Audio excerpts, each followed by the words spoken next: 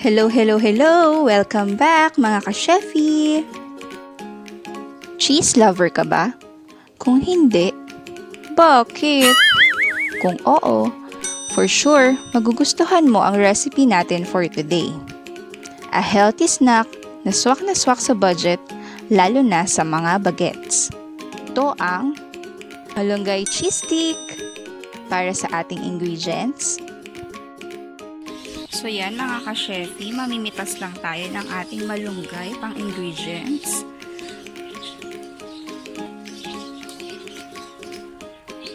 So yan, to make sure na talagang fresh yung ating ihahalo sa ating snack. So, bago pitas po ang ating malunggay. Kaway-kaway ka naman dyan sa ating niya.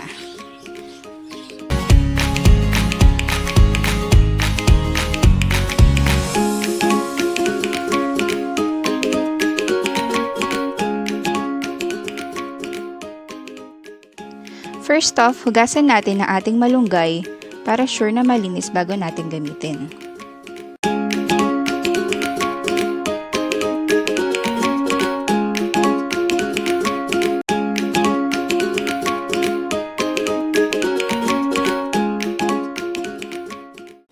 Next, ay alisin natin sa stem ang malunggay leaves. Pagkatapos ay ready na natin siyang i-chop.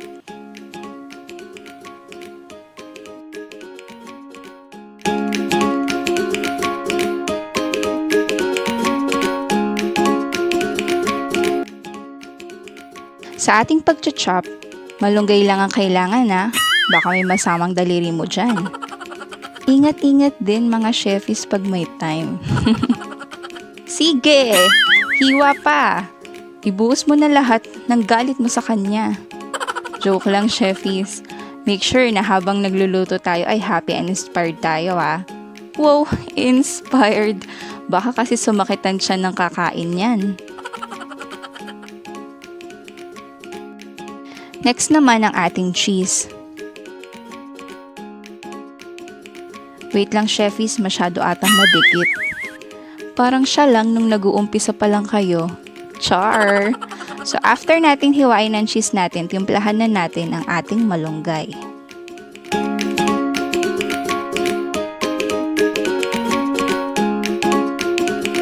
Maglalagay tayo ng isang itlog sa ating chopped malunggay. So, Cheffys, yung ginamit ko is kulay brown na egg pero hindi siya organic ah. Ewan ko bakit brown siya pero hayaan nyo na at alam ko namang wala rin naman kayong pakialam. Tapos, mag-add tayo ng paminta at asin.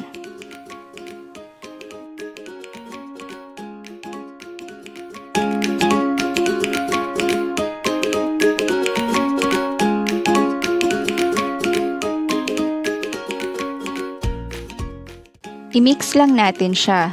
Ikot lang ng ikot tulad ng pagpapaikot niya sa'yo noon. Joke lang Cheffys. Reminder ulit ha. Dapat happy kayo habang nagluluto para maging masarap at happy din ang kakain. Himayin na natin ang ating wrapper. So yung ganitong wrapper Cheffys, nabili ko siya sa grocery. Mas gusto ko na ito yung ginagamit kasi madali siya alisin at hindi madaling mapunit. Wala lang, share ko lang.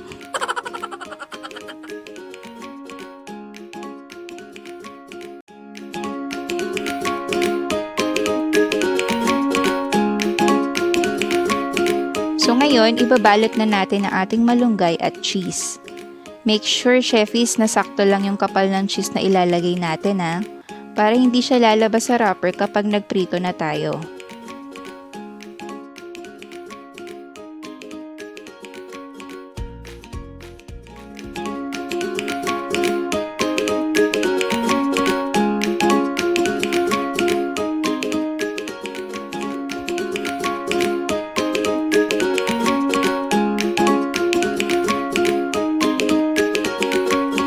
Painitin muna natin ang ating mantika bago tayo mag-fry.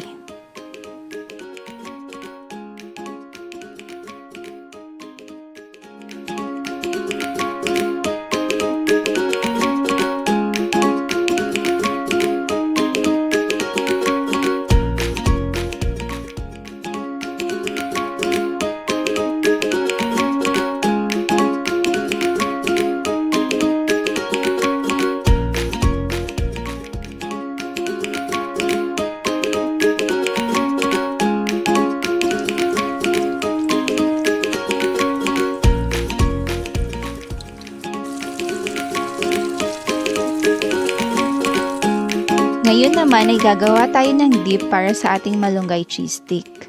So lagyan natin ng mayonnaise, tapos ketchup, then i-mix lang natin siya. Make sure, Cheffys, na yung dip lang paiikutin nyo ha. Huwag ang puso at damdamin niya.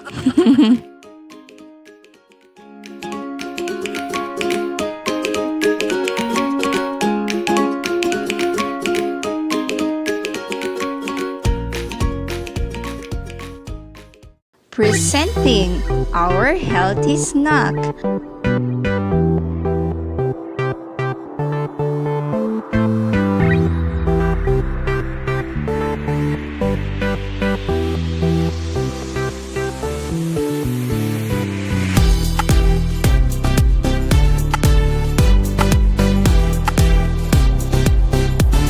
Malunggay Cheese Stick. Enjoy eating, Cheffys! Thank you for watching. Stay safe and God bless!